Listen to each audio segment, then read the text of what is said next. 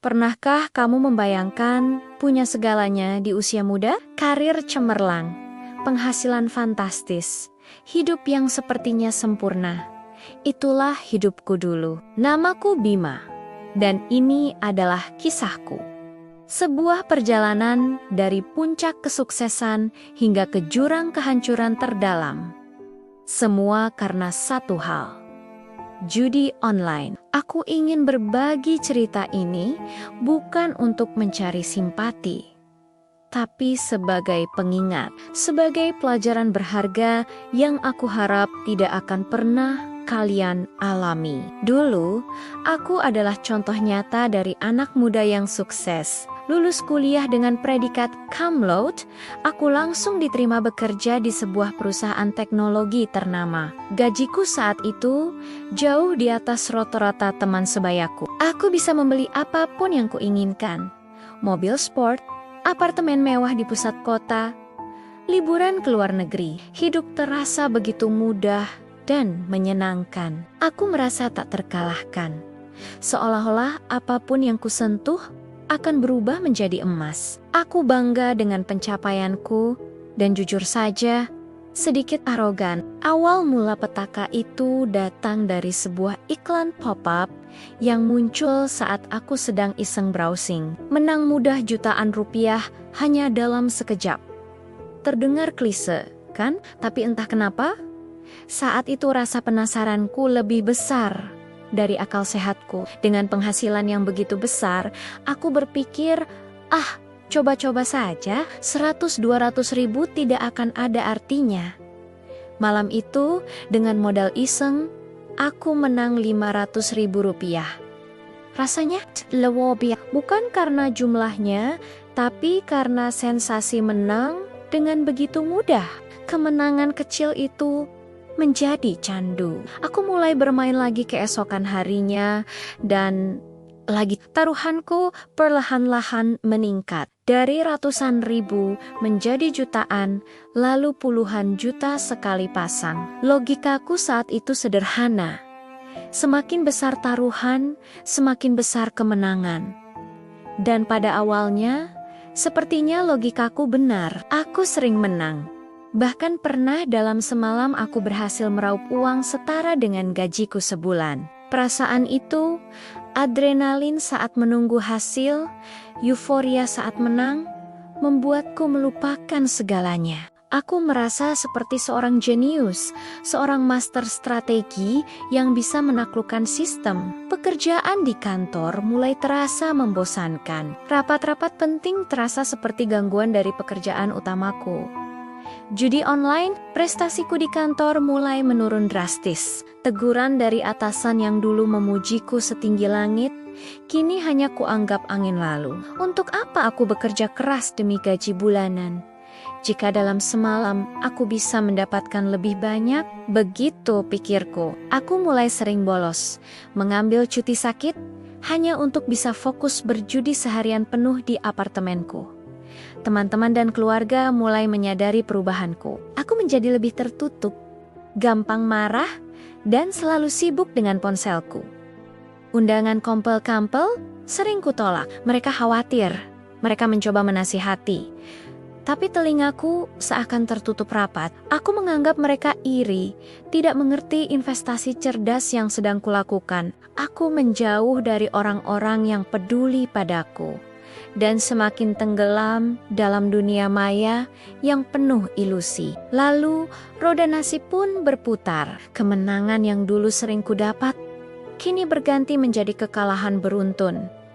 Tapi aku tidak berhenti. Justru sebaliknya, aku semakin penasaran. Aku menggandakan taruhanku, berharap satu kemenangan besar bisa menutupi semua kerugianku. Inilah jebakan paling mematikan dari judi. Logika balas dendam ini menghancurkan akal sehatku. Tabunganku yang dulu melimpah mulai terkuras habis. Dalam hitungan bulan, rekening bankku kosong. Panik mulai melanda.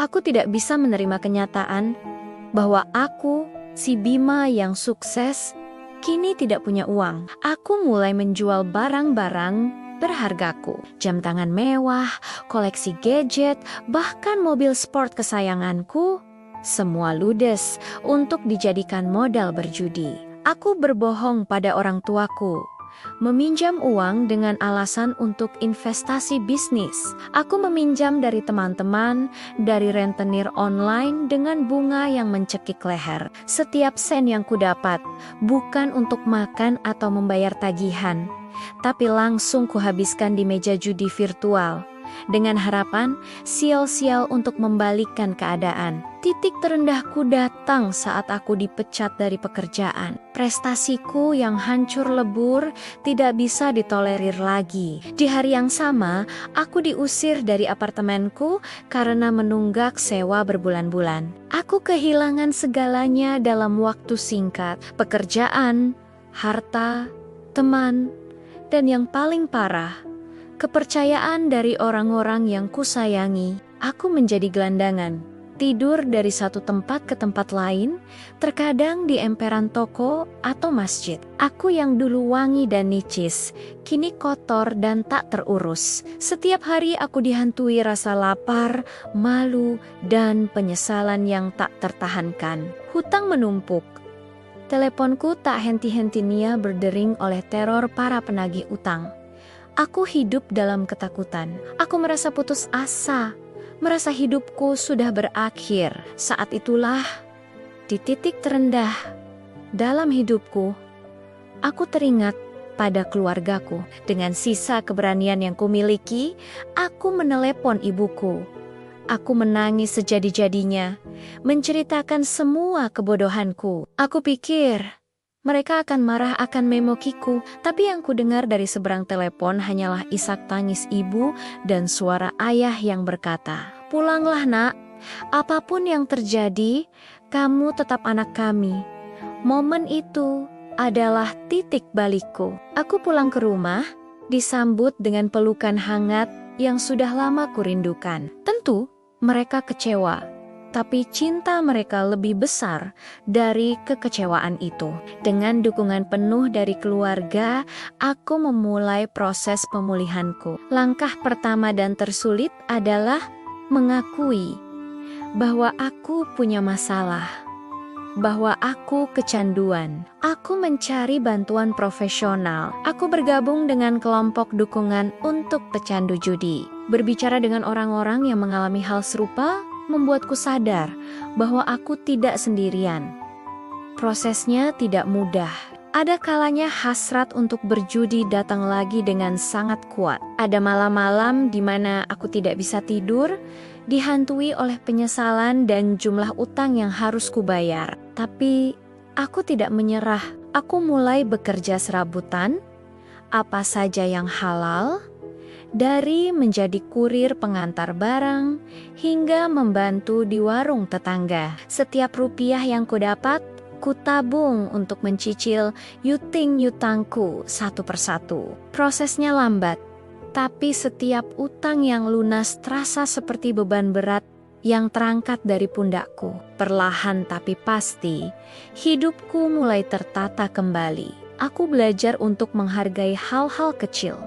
Makan 3 kali sehari, bisa tidur nyenyak tanpa teror debt collector, tawa canda bersama keluarga. Aku sadar bahwa kebahagiaan sejati bukanlah tentang berapa banyak uang yang kita miliki, tapi tentang ketenangan hati dan orang-orang yang tulus menyayangi kita. Kesuksesan materi yang dulu kubanggakan ternyata begitu rapuh dan bisa hilang dalam sekejap. Kisahku ini adalah bukti nyata bahwa judi online bukanlah jalan pintas menuju kekayaan. Itu adalah jalan tol menuju kehancuran. Sensasi menang yang ditawarkan hanyalah umpan untuk menarikmu lebih dalam ke jurang candu yang gelap. Tidak ada yang namanya strategi jitu atau keberuntungan abadi dalam judi. Bandar akan selalu menang pada akhirnya. Jika saat ini kamu sedang berada di posisi di mana aku pernah berada, jika kamu mulai tergoda atau bahkan sudah terjerat, dengarkan aku. Berhentilah sekarang juga. Semakin cepat kamu berhenti, semakin sedikit kerusakan yang harus kamu perbaiki. Jangan malu untuk mengakui kesalahan dan mencari bantuan. Bicaralah pada orang yang kamu percaya, entah itu keluarga, teman, atau profesional. Ingat, kamu tidak sendirian.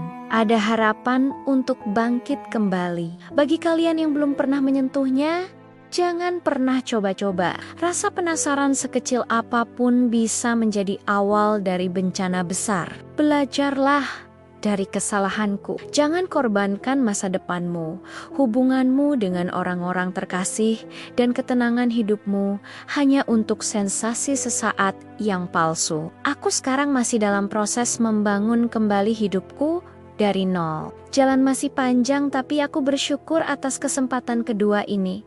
Aku bersyukur masih punya keluarga yang mendukungku. Aku harap ceritaku ini bisa membuka mata kita semua tentang bahaya laten dari judi online yang mengintai di balik layar ponsel kita. Terima kasih sudah mendengarkan. Jaga diri kalian baik-baik.